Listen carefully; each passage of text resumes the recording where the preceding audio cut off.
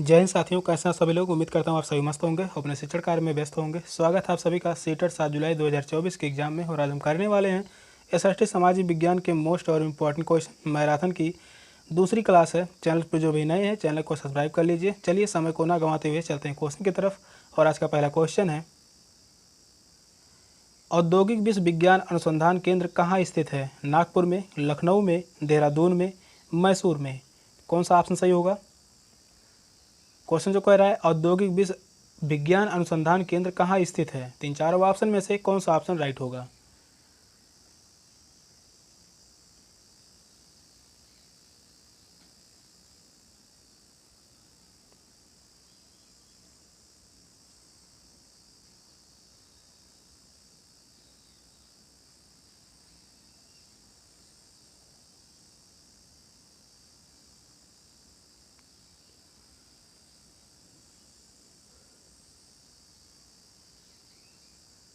तो इस क्वेश्चन का राइट आंसर होगा ऑप्शन बी, लखनऊ।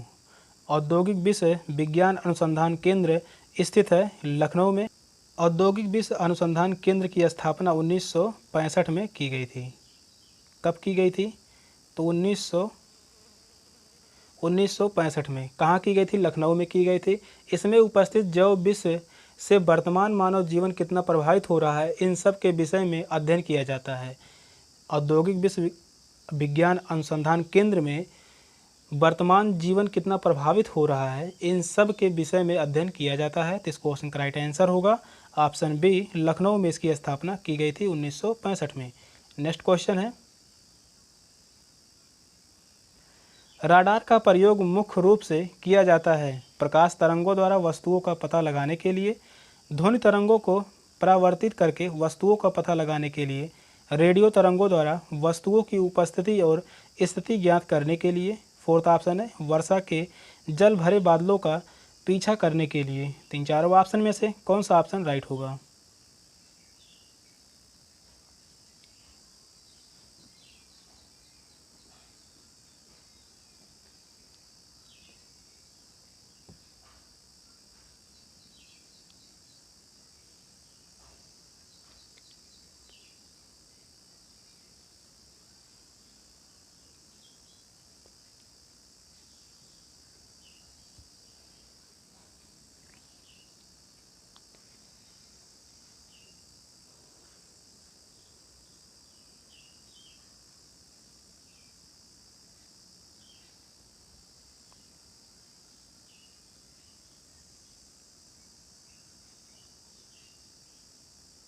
राडार का मुख्य रूप से प्रयोग रेडियो तरंगों द्वारा वस्तुओं की उपस्थिति और स्थिति ज्ञात करने के लिए किया जाता है। तो इस क्वेश्चन का राइट आंसर होगा ऑप्शन सी, रेडियो तरंगों द्वारा वस्तुओं की उपस्थिति और स्थिति ज्ञात करने के लिए। राडार का अर्थ है रेडियो तरंगों द्वारा किसी वस्तु का पता लगाना तथा उनकी दूरी ज्ञात करना। तो इस क्वेश्चन का राइट आंसर होगा ऑप्शन सी। नेक्स्ट क्वेश्चन है, योजना आयोग के पदेन अध्यक्ष कौन होते हैं? राष्ट्रपति, उपराष्ट्रपति, प्रधानमंत्री, वित्त मंत्री। कौन सा ऑप्शन सही होगा? तीन चारों ऑप्शन में से कौन सा ऑप्शन राइट है?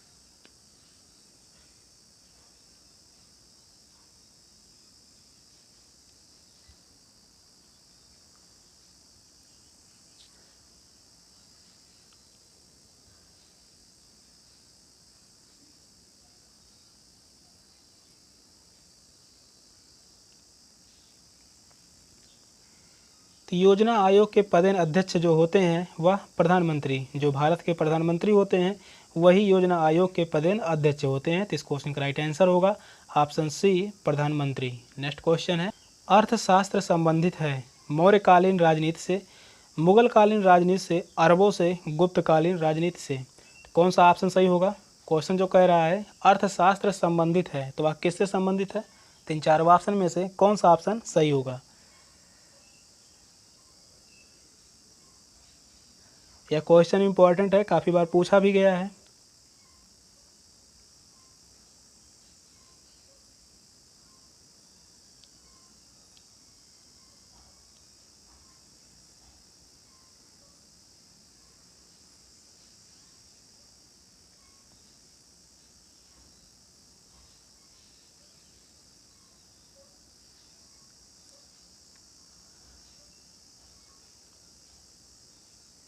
अर्थशास्त्र संबंधित है मौर्यकालीन राजनीति से। तो इस क्वेश्चन का जो राइट आंसर होगा ऑप्शन ए, अर्थशास्त्र संबंधित है वह मौर्यकालीन राजनीति से।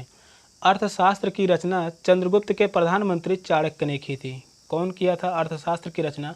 तो चाणक्य ने किया था, उन्हीं का अन्य नाम जो है कौटिल्य। चाणक्य ने अर्थशास्त्र की रचना की थी जो राजनीति से संबंधित यह एक ग्रंथ है। तो इस क्वेश्चन का राइट आंसर होगा ऑप्शन ए। नेक्स्ट क्वेश्चन है, लोकसभा के लिए राष्ट्रपति कितने एंग्लो इंडियन सदस्य मनोनीत कर सकता है? 5, 4, 2, 3। कौन सा ऑप्शन राइट होगा?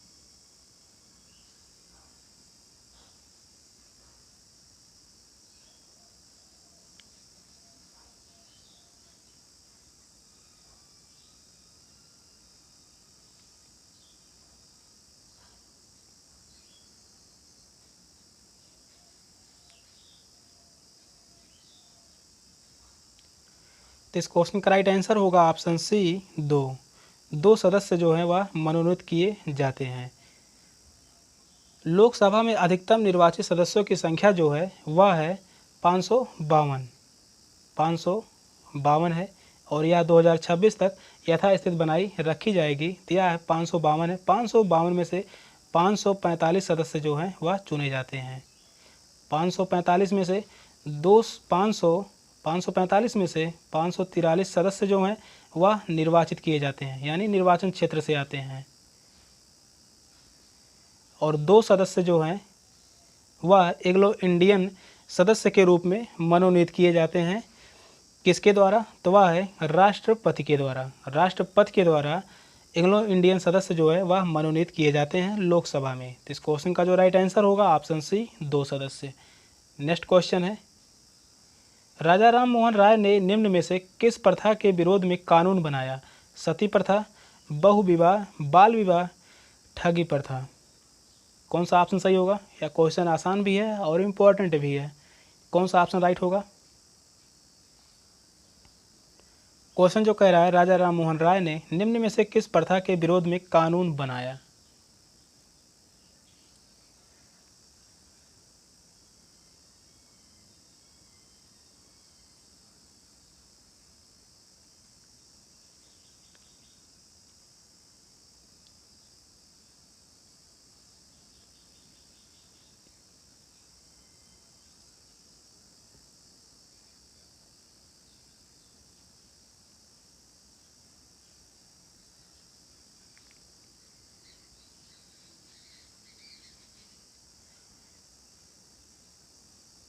सती प्रथा के विरोध में कानून बनाया राजा राम मोहन राय ने। तो इस क्वेश्चन का राइट आंसर होगा ऑप्शन ए, सती प्रथा। राजा राम मोहन राय के सहयोग से लॉर्ड विलियम बेंटिंक ने 1829 में सती प्रथा को समाप्त कर दिया। किया था तो 1829 में 1829 में लॉर्ड विलियम बेंटिंक के सहयोग से सती प्रथा को समाप्त कर दिया गया। तो इस क्वेश्चन का राइट आंसर होगा ऑप्शन ए। नेक्स्ट क्वेश्चन है, बहमनी राज्य का संस्थापक कौन था? हसन गंगू, कृष्णदेव राय, गौतमी पुत्र, राजा। कौन सा ऑप्शन सही होगा?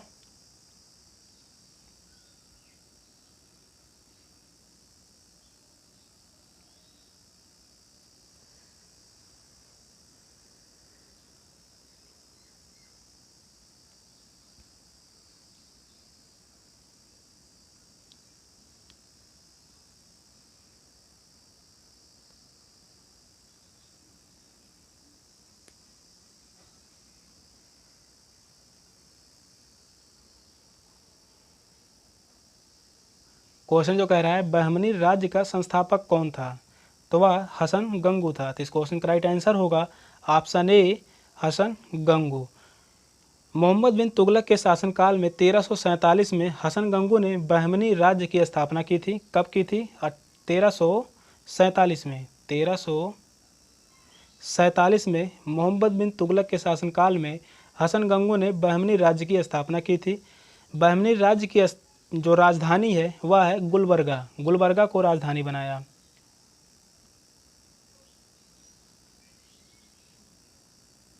गुलबर्गा को राजधानी बनाया बहमनी राज्य की। तो इस क्वेश्चन का जो राइट आंसर है ऑप्शन ए हसन गंगू ने संस्थापक था बहमनी राज्य का।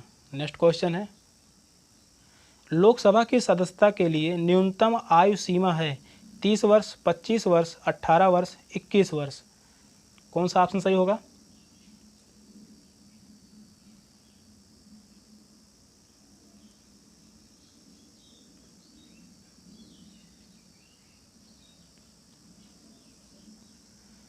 तो लोकसभा की सदस्यता के लिए न्यूनतम आयु सीमा जो है वह है 25 वर्ष। तो इस क्वेश्चन का राइट आंसर होगा ऑप्शन बी 25 वर्ष। 30 वर्ष जो है वह है राज्यसभा की सदस्यता लेने के लिए राज्यसभा की सदस्यता लेने के लिए उम्र होनी चाहिए 30 वर्ष। 18 वर्ष जो है वह निर्वाचन कर सकते हैं, निर्वाचन कर सकते हैं 18 वर्ष की उम्र में। तो इस क्वेश्चन का राइट आंसर होगा ऑप्शन बी, लोकसभा की सदस्यता के लिए न्यूनतम आयु जो है वह है 25 वर्ष। नेक्स्ट क्वेश्चन है, महात्मा गांधी किस वर्ष कांग्रेस के अध्यक्ष बने? 1921 में, 1922 में, 1923 में, 1924 में। कौन सा ऑप्शन सही होगा? क्वेश्चन जो कह रहा है महात्मा गांधी किस वर्ष कांग्रेस के अध्यक्ष बने?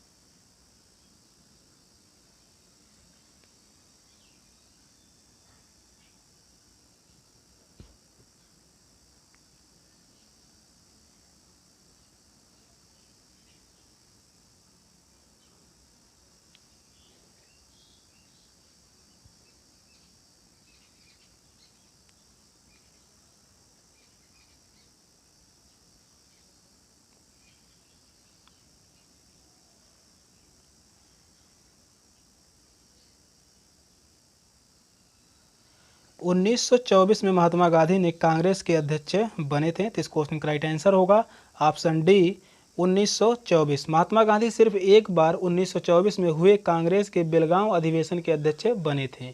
एक बार ही महात्मा गांधी ने 1924 में कांग्रेस के बेलगांव अधिवेशन के अध्यक्ष बने थे। तो वह अध्यक्ष कहाँ के थे? तो बेलगांव अधिवेशन के, बेलगांव अधिवेशन के वह अध्यक्ष बने थे महात्मा गांधी ने। अधिवेशन कब बने थे? तो 1924 में। नेक्स्ट क्वेश्चन है, 1930 के भारतीय स्वतंत्रता आंदोलन का संबंध किससे है? दांडी मार्च से, जलियांवाला बाग नरसंहार से, बंग भंग आंदोलन से, चौरी चौरा घटना से। कौन सा ऑप्शन सही होगा?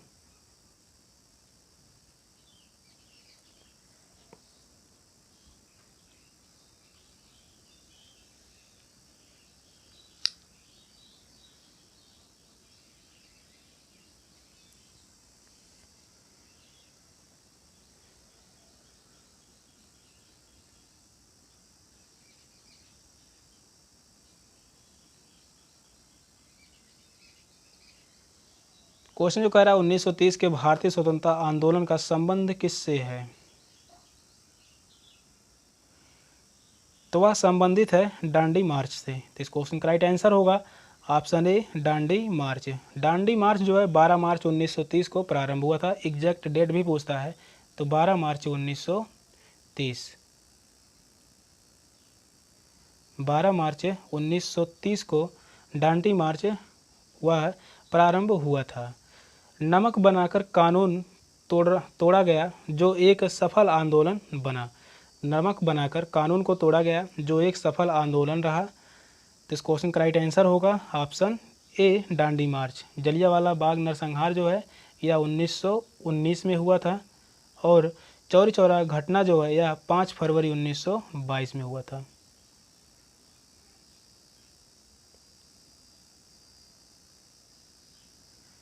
पाँच फरवरी 1922 में चौरी चौरा घटना हुआ था। इसी के बाद जो है महात्मा गांधी ने असहयोग आंदोलन वापस ले लिया था 12 फरवरी 1922 को। तो इस क्वेश्चन का राइट आंसर होगा ऑप्शन ए। नेक्स्ट क्वेश्चन है, भारतीय इतिहास में बाजार नियंत्रण नीति के लिए कौन प्रसिद्ध है? बलबन, अकबर, शेरशाह, अलाउद्दीन खिलजी। कौन सा ऑप्शन सही होगा?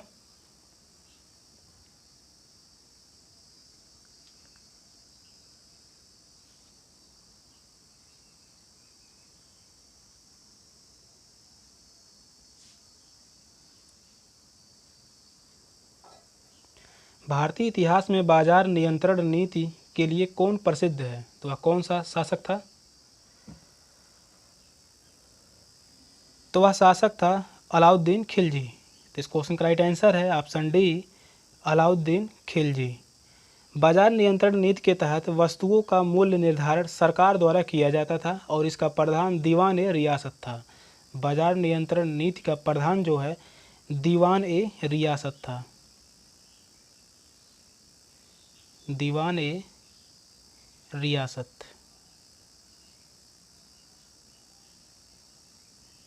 था। तो इस क्वेश्चन का राइट आंसर होगा option D, Alauddin Khilji. Next question है, हुमायूं नामा के लेखक कौन थे? हुमायूं, गुलबदन बेगम, इनायत खान, अहमद यादगार। कौन सा ऑप्शन सही होगा? तो हुमायूं नामा के लेखक कौन थे?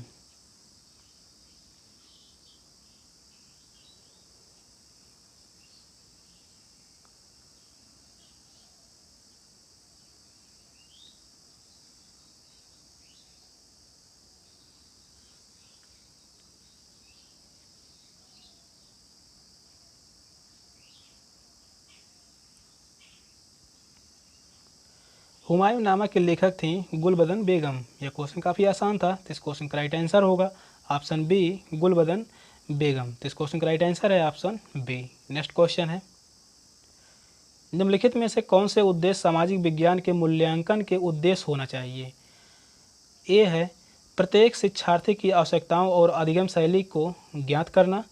बी है शिक्षण अधिगम प्रक्रिया की प्रभावकारिता को बढ़ाना। सी है सहपाठी मूल्यांकन और स्व मूल्यांकन की प्रक्रिया में शिक्षार्थियों को सम्मिलित करना। योग्यता के आधार पर छात्रों को पहचानना और पृथक करना। ऑप्शन है ए और बी। सेकंड ऑप्शन है ए, बी और सी। थर्ड ऑप्शन है केवल सी। फोर्थ ऑप्शन है ए, बी और डी। तीन चारों ऑप्शन में से कौन सा ऑप्शन राइट होगा? क्वेश्चन को ध्यानपूर्वक पढ़िए और सही आंसर दीजिए। तीन चारों ऑप्शन में से कौन सा ऑप्शन राइट होगा?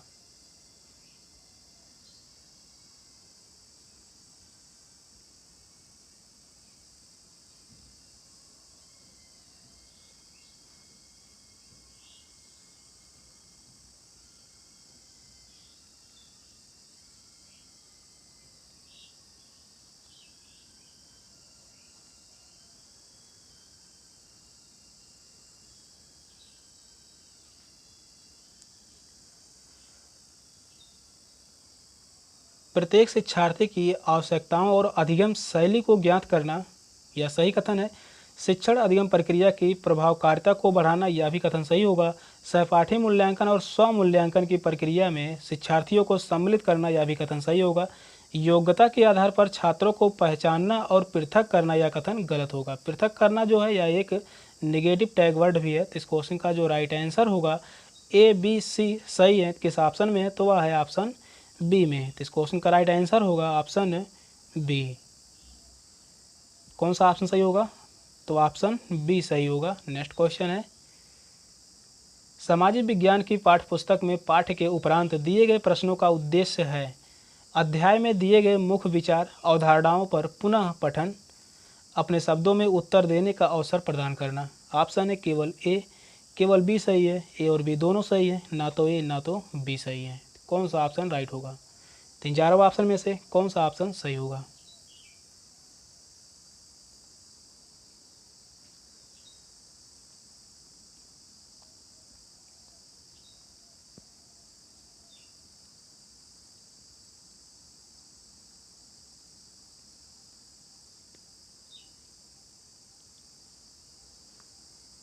क्वेश्चन को तेज़ी से पढ़ने का प्रयास किया करें, ताकि परीक्षा के हाल में क्वेश्चन जो है तेज़ी से पढ़ा जा सके और सही आंसर दिया जा सके।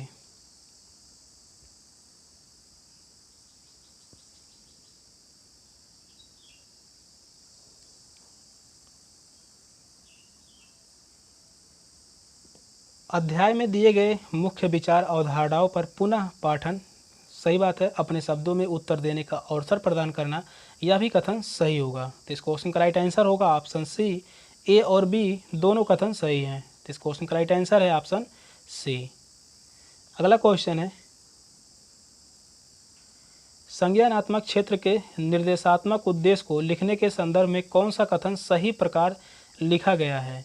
विद्यार्थी सौरमंडल की अवधारणा को समझ सकेंगे, विद्यार्थी जेंडर की अवधारणा को महसूस करेंगे, विद्यार्थी 5 उंगली जानवरों के नाम जान सकेंगे, जल चक्र की प्रक्रिया को विद्यार्थी अपने शब्दों में समझ सकेंगे।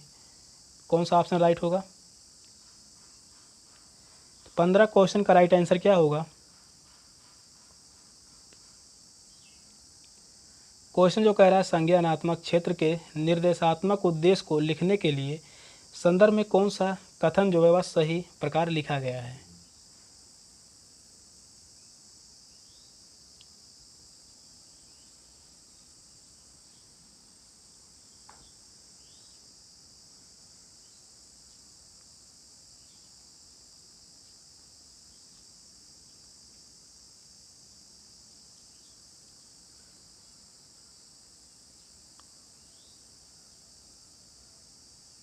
तो इस क्वेश्चन का राइट आंसर होगा ऑप्शन डी, जल चक्र की प्रक्रिया को विद्यार्थी अपने शब्दों में समझ सकेंगे। तो इस क्वेश्चन का राइट आंसर होगा ऑप्शन डी। नेक्स्ट क्वेश्चन है, कौशल अर्जन के निर्धारण को निम्नलिखित में से किसके द्वारा सर्वश्रेष्ठ तरीकों से किया जा सकता है? पेन यानी कलम और पेपर कागज परीक्षा, कक्षा और व्यक्ति अवलोकन, उस परिस्थिति में प्रदर्शन जिसमें कौशल के प्रयोग की आवश्यकता होती है। ए और बी सही है, बी और सी सही है, केवल बी सही है। कौन सा ऑप्शन सही होगा? तो इन चारों ऑप्शन में से कौन सा ऑप्शन राइट होगा?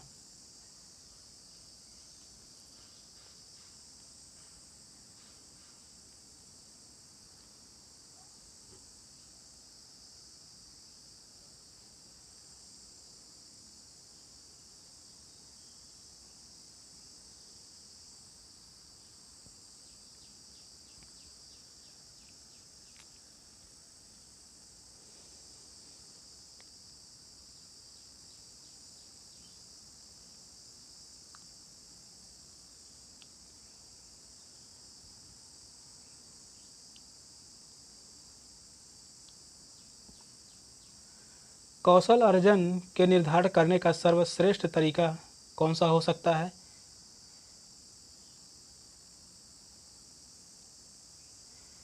पेन कलम और पेपर कागज परीक्षा, यह सही नहीं होगा। कक्षा और व्यक्ति अवलोकन, यह सही तरीका होगा। उस परिस्थिति में प्रदर्शन जिसमें कौशल के प्रयोग की आवश्यकता होती है, यह भी जो है सर्वश्रेष्ठ तरीका हो सकता है। तो इस क्वेश्चन का राइट आंसर होगा ऑप्शन सी। बी और सी सही है। तो इस क्वेश्चन का राइट आंसर होगा ऑप्शन सी। अगला क्वेश्चन है, शिक्षक द्वारा शिक्षण अधिगम योजना बनाते हुए निम्न में से मूल्यांकन की कौन सी रूपरेखा को विविध अधिगम परिस्थितियों से एकत्रित अधिगम के प्रमाण तथा नियमित और समायोचित प्रतिपुष्टि की जरूरत होती है? अधिगम का आकलन, अधिगम के लिए आकलन, अधिगम की तरह आकलन, समायोजित आकलन, रचनात्मक आकलन। चारों ऑप्शन दिए गए हैं। ए और डी सही है, बी और सी सही है, बी और ई सही है, सी और ई सही है। तो इन चारों ऑप्शन में से कौन सा ऑप्शन राइट होगा? तो 17 क्वेश्चन का राइट आंसर क्या होगा?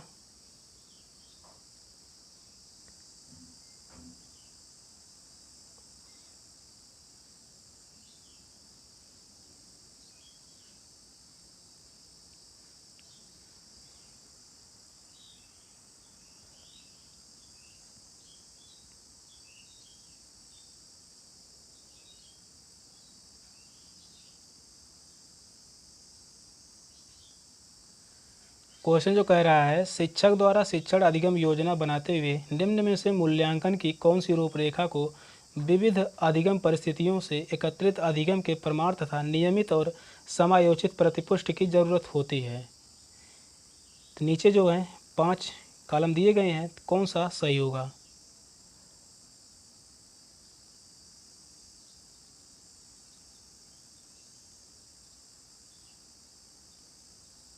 अधिगम का आकलन या जो है गलत होगा, अधिगम के लिए आकलन या सही होगा, अधिगम की तरह आकलन या भी गलत होगा, समायोजित आकलन गलत होगा, रचनात्मक आकलन या सही होगा।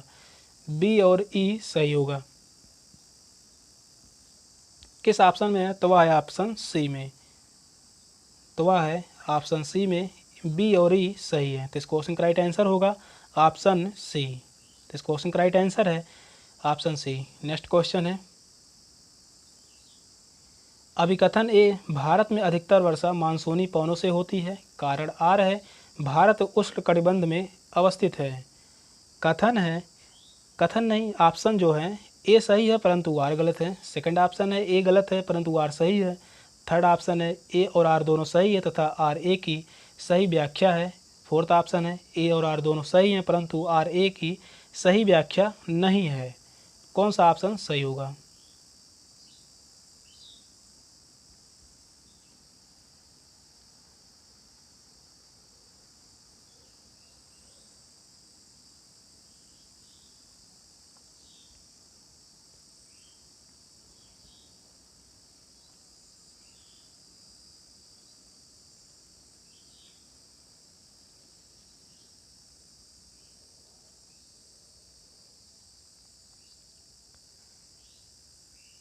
अभिकथन ए है भारत में अधिकतर वर्षा मानसूनी पवनों से होती है, यह कथन सही है।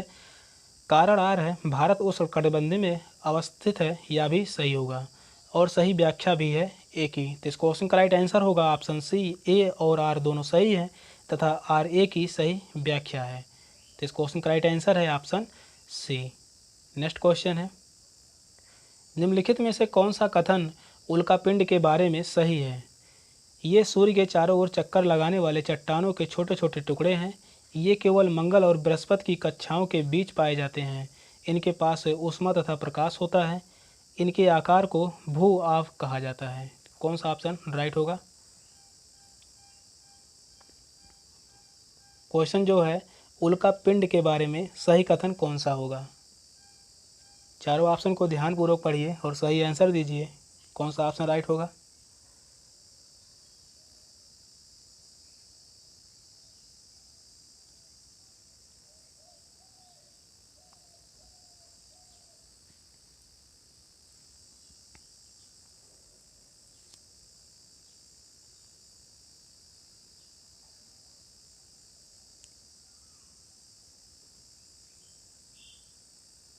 तो इस क्वेश्चन का राइट आंसर होगा ऑप्शन ए। ये सूर्य के चारों ओर चक्कर लगाने वाले चट्टानों के छोटे छोटे टुकड़े हैं। तो इस क्वेश्चन का राइट आंसर होगा ऑप्शन ए। इस क्वेश्चन का राइट आंसर है ऑप्शन ए। नेक्स्ट क्वेश्चन है, निम्न में से कौन सा महासागर बेरिंग जलसंधि द्वारा प्रशांत महासागर से जुड़ा है? हिंद महासागर, अटलांटिक महासागर, आर्कटिक महासागर, दक्षिणी महासागर। कौन सा ऑप्शन सही होगा?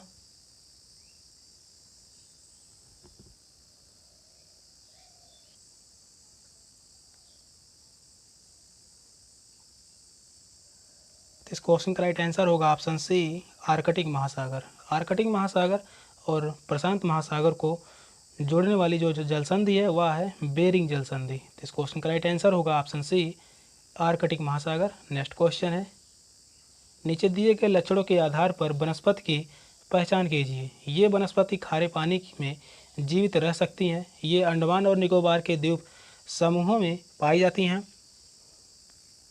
सी है सुंदरी इस प्रकार के वनस्पति की महत्वपूर्ण प्रजाति है। ऑप्शन है उष्णकटिबंधीय वर्षा वन की, उष्णकटिबंधीय पतझड़ वन की, मैंग्रोव वन की, शंकुधारी वन की।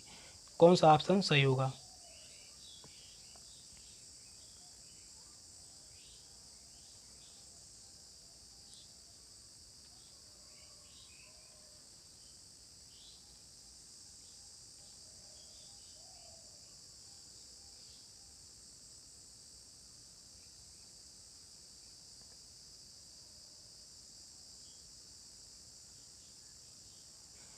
ये वनस्पति खारे पानी में जीवित रह सकती हैं।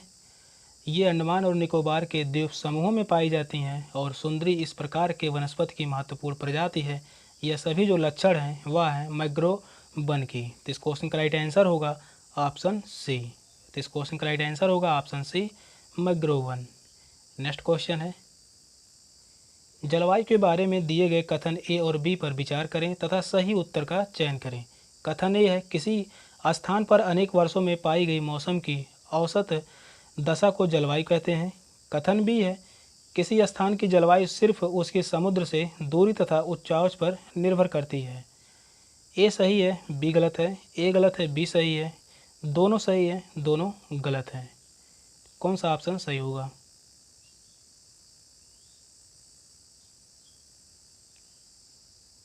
तीन चारों ऑप्शन में से कौन सा ऑप्शन राइट होगा?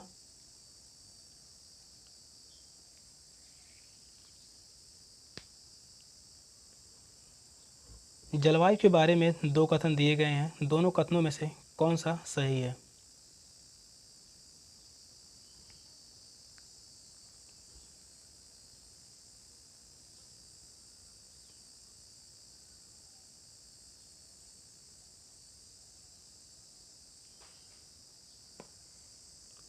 किसी स्थान पर अनेक वर्षों में पाई गई मौसम की औसत दशा को जलवायु कहते हैं। यह जो है सही है। पहला कथन सही है, किसी स्थान की जलवायु सिर्फ उसके समुद्र से दूरी तथा उच्चांश पर निर्भर करती है, यह गलत होगा। दूसरा कथन गलत होगा। ए सही है और बी गलत है। तो इस क्वेश्चन का राइट आंसर होगा ऑप्शन ए। ए कथन जो है वह सही है और बी कथन गलत है। नेक्स्ट क्वेश्चन है, वर्षा और कोहरे जैसी घटनाएं वायुमंडल की किस परत के अंदर होती हैं? क्षोभ मंडल के अंदर, समताप मंडल के अंदर, बहिर्मंडल के अंदर, बाह्यमंडल के अंदर। कौन सा ऑप्शन सही होगा? तो वर्षा और कोहरे जैसी घटनाएं वायुमंडल की किस परत के अंदर होती है? तीन चारों ऑप्शन में से कौन सा ऑप्शन सही होगा?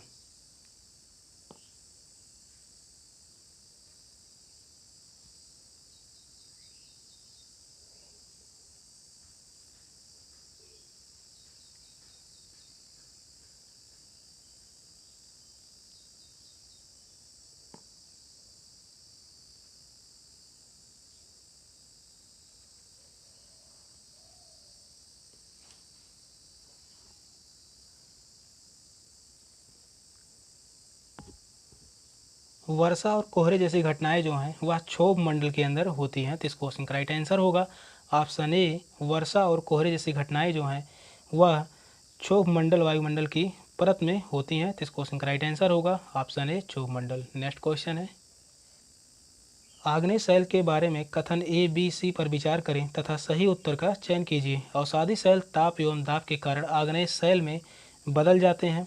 कथन बी है, ये शैल भूपर्पटी और भूपर्पटी के काफ़ी भीतर दोनों जगह पर मौजूद रहती हैं। ग्रेनाइट और बेसाल्ट आग्नेय शैल के उदाहरण हैं। चारों ऑप्शन दिए गए हैं, बी और सी सही हैं तथा ए गलत है। ए बी सी तीनों सही हैं, ए और बी सही है तथा सी गलत है। ए और सी सही हैं तथा बी गलत है। तीन चारों ऑप्शन में से कौन सा ऑप्शन सही होगा?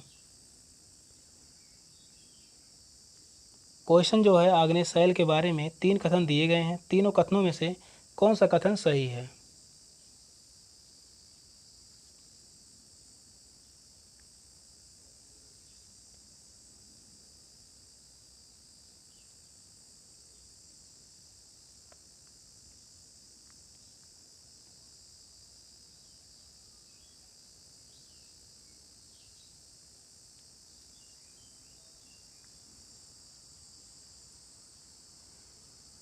अवसादी शैल ताप एवं दाब के कारण आग्नेय शैलों में बदल जाते हैं, यह बात गलत है।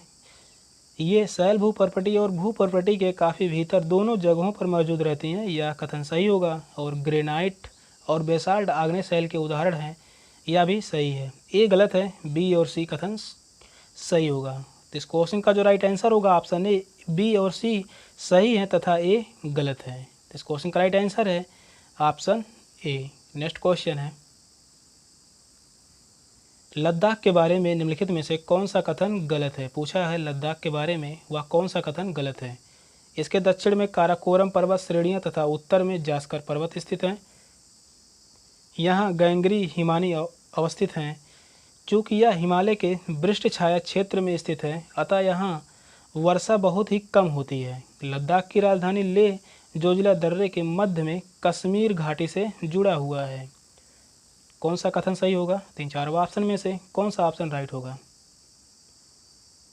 क्वेश्चन जो है लद्दाख के बारे में कौन सा कथन गलत है? जो गलत होगा वही सही होगा।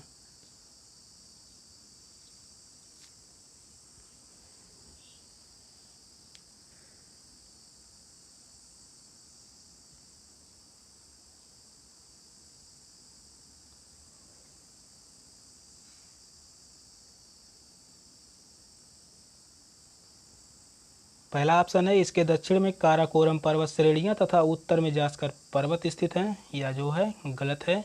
यहाँ गंगरी हिमानी अवस्थित हैं, यह सही है। चूँकि यह हिमालय के वृष्ट छाया क्षेत्र में स्थित है, अतः यहाँ वर्षा बहुत ही कम होती है, यह भी कथन सही है। और लद्दाख की राजधानी लेह जोजिला दर्रा के मध्य से कश्मीर घाटी से जुड़ा हुआ है, यह भी सही है। एक ही ऑप्शन गलत है और वह है ऑप्शन ए।